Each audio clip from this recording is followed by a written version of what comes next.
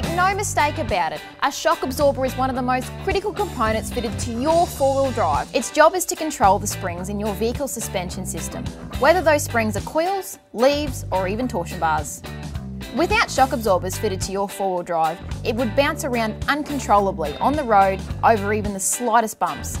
It would lean dangerously as its weight shifted around corners, and the transfer of weight under even mild braking would be enough to give you no chance of remaining in control. So how does a shock absorber control all of these issues?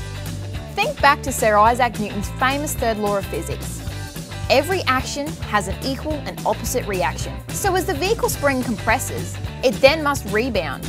And it is the shock absorber's job to control or slow down that rebound so that the vehicle becomes stable and predictable.